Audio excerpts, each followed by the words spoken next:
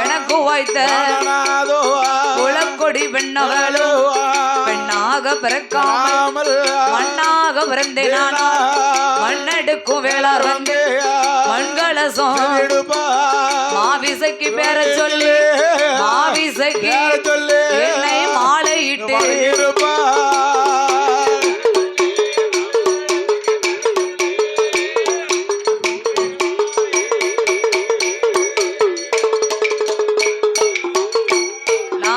மண்ணாக பிறக்காமல் கல்லாக பிறந்தேனா கல்லெடுக்கும் சிற்பி வந்து கல் சிலையா காளியம்மா வேற சொல்லி காளியம்மா சொல்லி கையெடுத்து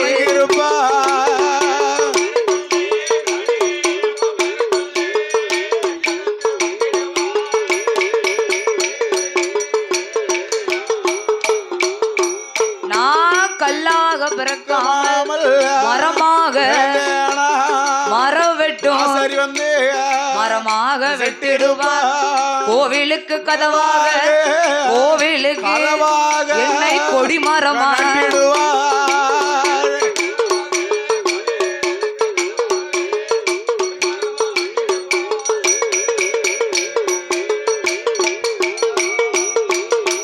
சுவாமி எங்கனவா ராஜமன்னா பெண்ணாக பிறக்கும் போது எடுத்த பாதகத்தி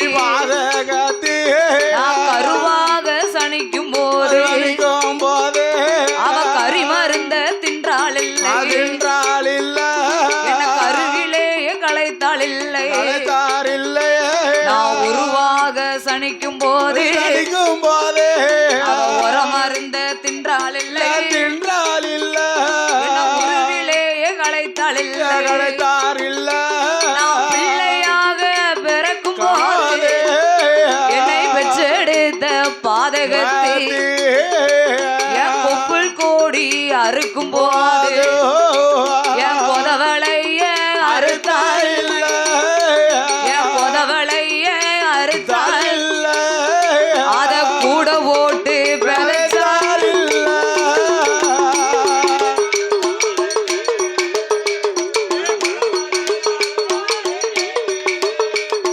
கூட போட்டு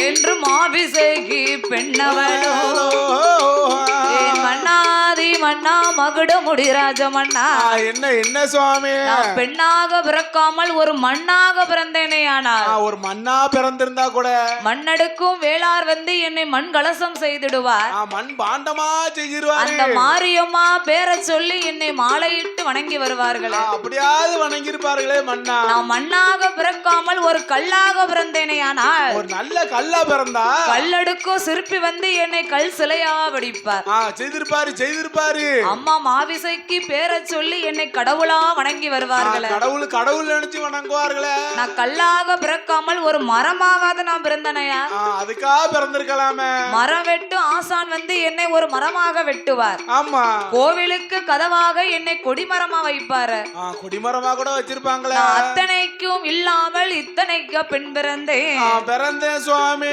என்ற பிள்ளை ஒன்று இல்லாமல் அந்த புலக்கொடி பெண்கொடியானவள் என்னம்மா முத்தே முத்தா கண்ணீரைத்தா முகங்கள் எல்லாம் வடிப்பாலோ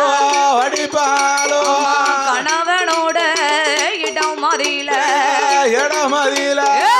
எங்கனவா ராஜமன்னா பிள்ளை இல்லா கொடும்பாவே பூலோகத்தில் வாழலாமோ மதள இல்லா மாவாவே மாநிலத்தில் வாழலாமோ குழந்தை இல்லா கொடும்பாவே இந்த குவளையத்தில் வாழலாமோ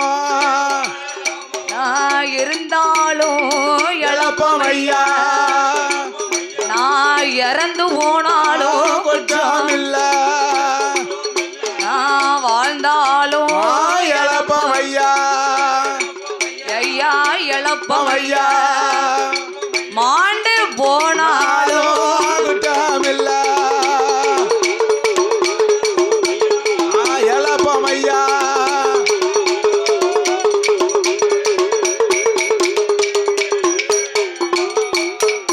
நான் மதலை இல்லா மலடி என்று பேரும் கேட்டு இந்த மாநிலத்தில் நாம் வாழலாமா? வாழத்தான் கூடுமா?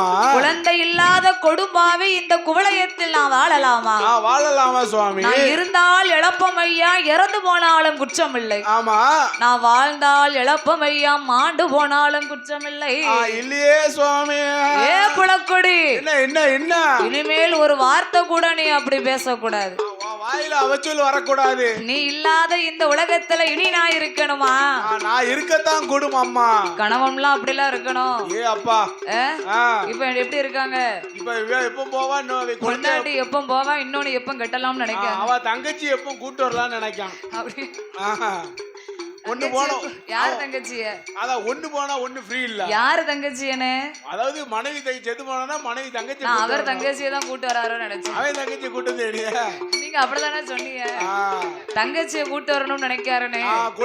கொழுந்தியால கூட்டு வரணும். விவரமா சொல்லுங்க. ஆமா. அதனால் நீ அப்படி சொல்லக்கூடாது புலக்கொடி. நாமல் 2 பேர்களுக்கும் இந்த நந்தம்புணல் ஊரதிலே ஒரு குழந்தை ஒன்று வேண்டுமானால் என்ன செய்யணும் சுவாமி? நாமல் என்ன செய்ய வேண்டும் தெரியுமா? அடியே அடியம்மா புலக்கொடியே, அடியம்மா புலக்கொடியே, நாமல் 2 பேர்களுக்கும் பிள்ளை ஒன்று வேண்டுமா?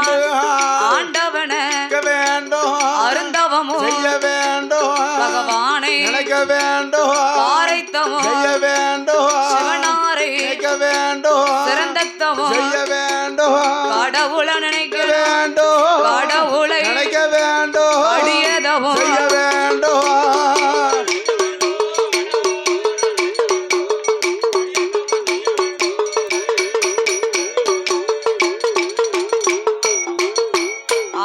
பெரும்புளையன் சொன்ன போதே பெரும்புளையன் போதே புலக்கொடியா சொல்வா அப்படியே நந்தம்புணல் ஊருக்குள்ள புலக்கொடி பெண்கொடியும் குளித்துகம்மா நீராடி போலவர்ண தீர்த்தமாடி மாத்துடுத்தி தீர்த்தமாடி திருநீச்சி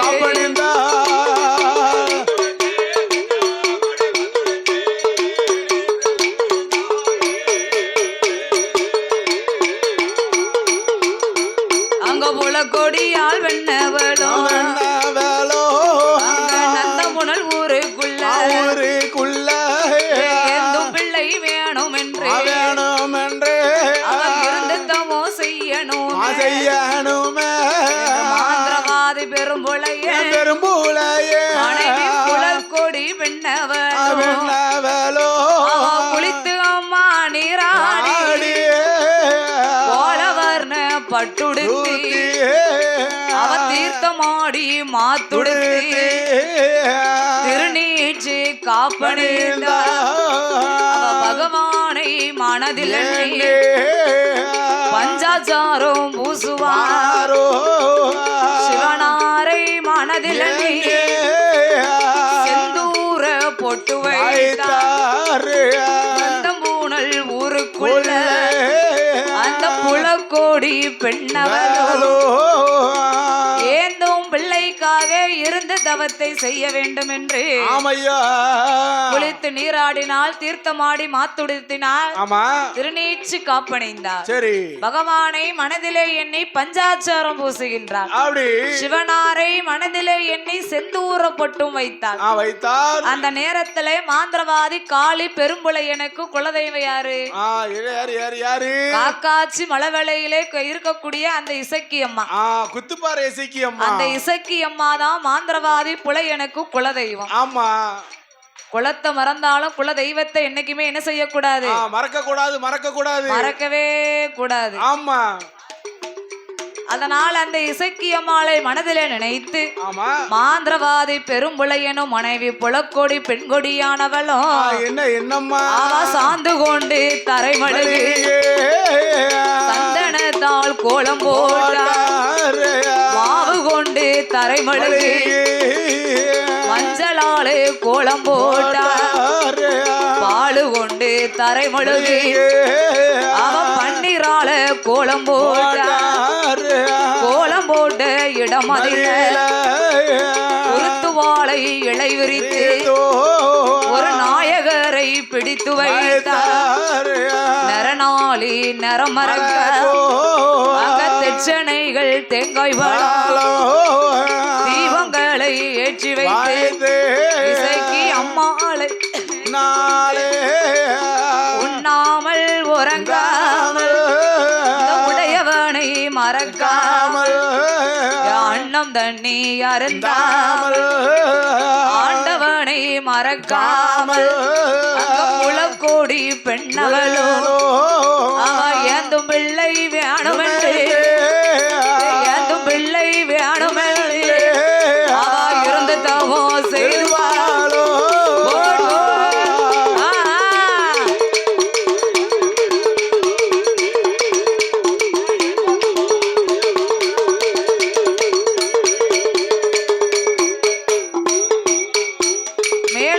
கலைஞர்கள் ஆலயத்திற்கு வரும்படியாக விழா கமிட்டியாளர்கள் அழைக்கின்றார்கள். அப்படி புலக்கொடி பெண்கொடியானவளோ பிள்ளைக்காக தவம் இருந்து வருகின்ற போது அந்த நேரத்திலே மாந்திரவாதி காளி பெரும்புளையன் எங்க வாரான்? காக்காச்சி மலவள கண்ணாடி போன் சோலையில பருத்தி காவலுக்காக வருகின்றான். நல்ல மாசூல் போட்டிருக்கான் பாருங்க. பருத்தி மாசல் நல்ல விளைஞ்சு பருத்தி கண்ணுல பூ விழுந்திருக்கு. அதனால் பருத்தி காவலுக்காக காக்காச்சி மலவளைக்கு யார் வாரா? மாந்திரவாதி பெரும்புளையன் அங்க வாரான். அந்த நேரத்திலே அங்க காக்காச்சி மலவளையிலே அவன் காவலுக்கு இருக்கும் போது ஒரு காகமானது என்ன செஞ்சது? அந்த நந்தம்புணல் ஊருலே பெண்கள் எல்லாம் என்ன செய்வாங்கன்னா இந்த ஆடி மாசம் மாசி மாதத்துல ஔவையார் சுவாமியை வணங்கி வருவார்கள். ஔவையார் அம்மாளை வணங்கி வருவாங்க. தப்புனா தையே, மறந்தா மாசி, அயத்தா ஆடி. இந்த 3 மாசத்துலயும் அம்மாவை வணங்கணும். அந்த 3 மாசம் தான் ஔவையார் அம்மா விரதம் இருக்கு. அப்படி ஔவையார் அம்மா விரதம் இருந்து வணங்கி வரும்போது பெண்கள் எல்லாம் ஔவையார் சுவாமிக்கு விருப்பம் என்னது? கொலக்கட்டை தான். அந்த கொலக்கட்டை அவித்து ஔவையார் அம்மாளை வணங்கி வரும்போது இந்த காகமானது பெண்களுக்கே தெரியாம அந்த ஒரு கொலக்கட்டையை மட்டும் எடுத்து அப்படியே பறந்து கொண்டு வருது. அப்படி வரும்போது காக்காச்சி மலவளைக்கு வரும்போது காக்கா கால்ல இருந்து அந்த கொலக்கட்டை எங்க விழுது? காக்காச்சி மலவளையில விழுது. அந்த நேரத்துல எங்க காவலுக்கு பெரும்புளையன் இருந்தான் பாருங்க. அந்த கொலக்கட்டையை கையில எடுத்து பார்த்தான். இந்த கொலக்கட்டை இதுவரைக்கும் நம்ம பார்த்ததே இல்லையே. என்ன புதுசா இருக்கு? ஏன்னா ஆண்களுக்கு தான் அந்த கொலக்கட்டை எப்படி இருக்கும்னு தெரியாத. ஆண்களே பார்க்க கூடாது. பெண்கள் மட்டும்தான் ஔவையார் அம்மாளை வணங்கி வருவாங்க.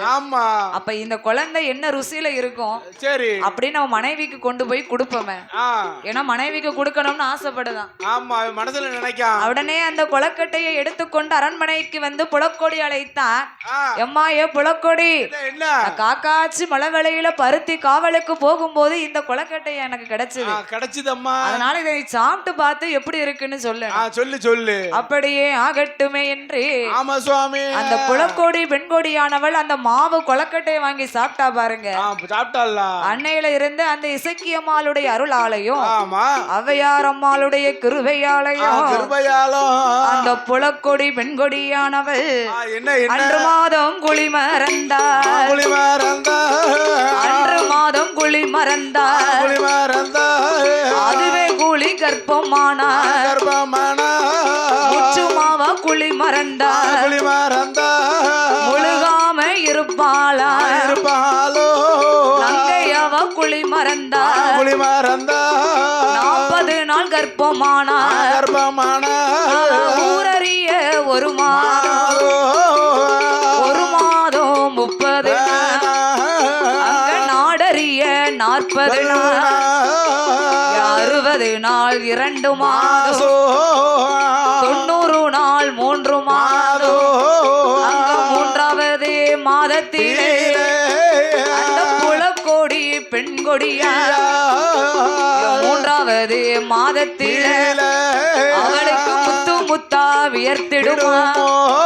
அங்க 4வது மாதத்திலே அவன் நாருந்தங்கா திம்பாளோ அவன் நாதனையே தஞ்சம் என்றார். எட்டாவது மாதத்தில அடமாங்கா திம்பாளா புலக்கோடி பெண்ணவளோ அறவயிறு பூரணமா ஏழாவது மாதத்தில இள உடம்பு சுளானாச்சு எட்டாவது மாதத்தில திட்டுமுட்டா வருகுதென்பா எட்டாவது மாதத்துல திட்டுமுட்டா வருகுதும்பா இருக்க முடியல